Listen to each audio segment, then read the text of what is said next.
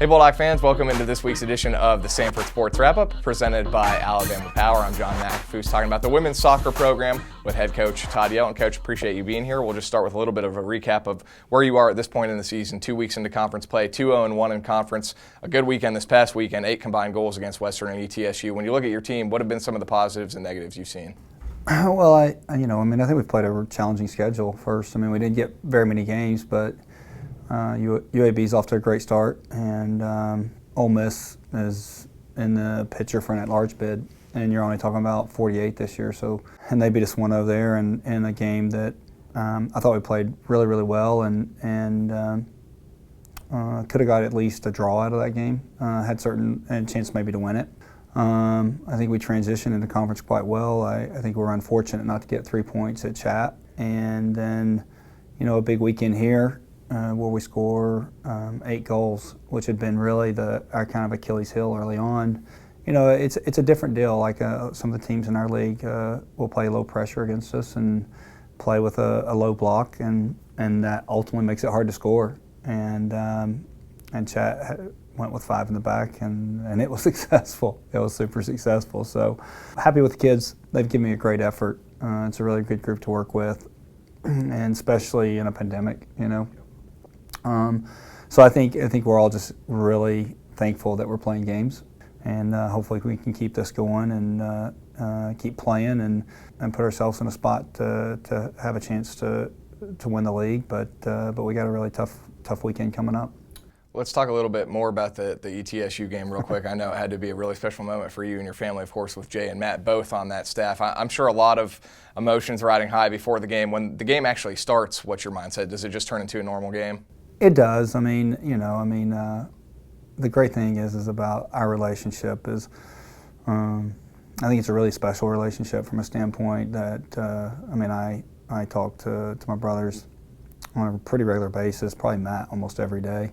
Jay's a little harder to get on the phone. I guess that 4-year-old makes it hard, but once, all the things are over, and it was emotional for me. It really was. Before the kickoff, I'm incredibly thankful for my brothers and what they've done and achieved, and the character that they have, and I think my mom and dad set such an amazing example.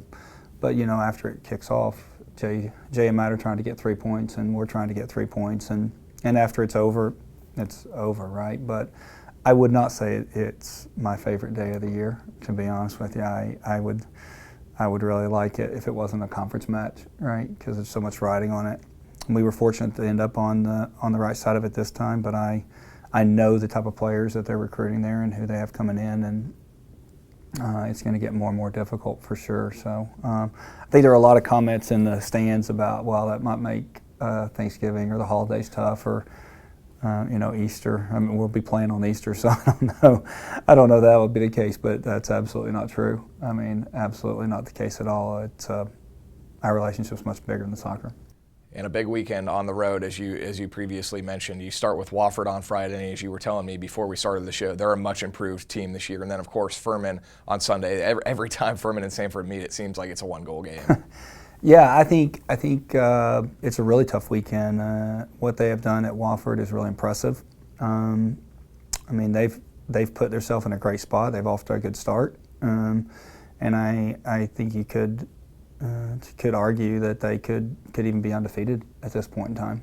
They have some good players, and they've brought in a good class, and I think that's going to be a hard game for us on Friday, and we can't certainly look past that to Furman.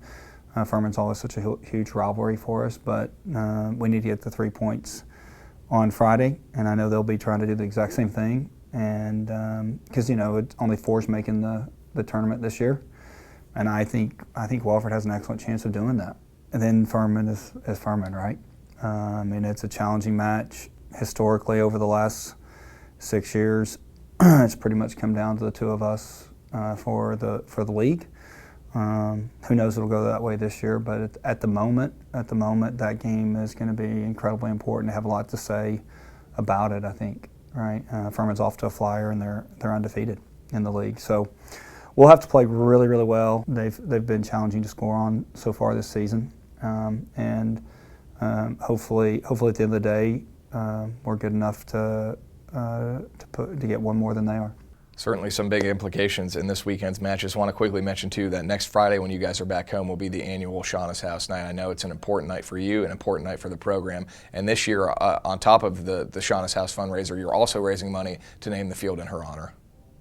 Yeah, when we started this thing, I never could have imagined the outpouring of love and support for our family. And when I started, I was hoping that maybe I could raise $2,500 in the first game, and we've now raised over $150,000 total, and we were able to build a house in Chernihiv, Ukraine, and it's housing about 35 kids who are, once they age out of the orphanage, are going there. And I never imagined that we would have probably close to 5,000 square feet of building there. We were very fortunate. Exchange rate was really great at the time, and it's just a way, to be honest with you, to continue Shauna's legacy of helping orphans that she was kind enough to let me be a part of. And this year, we're actually partnering with a former player by the name of Kim Matthews, who works with Eden House, which is a house in Thailand where it works with kids gives them a place to live. It's basically an orphanage there for at-risk girls who would either find themselves in slave labor or prostitution. And so we're helping them build a sports center there, and really excited about that. And that's what the proceeds will go for, that we raise on Friday when we play Mercer, and we'll auction off our jerseys again. We'll have T-shirts for sale, and just it's a big night. It's a hard night for me in a lot of ways, but and then as far as naming the field after Shauna, there was just an opportunity, and the university was kind enough to allow us to do that. And so the crazy thing about this is I'm really not a fundraiser. I kind of hate asking for money. It's not really the way I'm wired. But I guess in these things, it's way easier for me. So our goal is to raise over $100,000 so we can name the field after Shauna, and we've raised about $90,000 of that. So we'd love it if somebody'd like to give a $10,000 gift and push us across the line. And she would hate all this. I mean, to be honest with you, she'd really hate it. She wasn't the type that wanted much recognition or praise or any of that sort of stuff. And very, very low key in helping people, but it's something that's important to me, and I just once again can't thank people enough for what they've done and given, and how they've loved their family. It's really incredibly humbling, to be honest, and a lot of times I'm at a lack of words how to express that gratitude, but I can't say thank you enough. Coach, always appreciate your time. Well, thank you for having me. Head coach Todd Yelton, Samford Soccer back in action this weekend, taking on Wofford on the road on Friday and at Furman on Sunday. I'm John McAfee. That'll do it for this edition of the Samford Sports Wrap-Up presented by Alabama Power.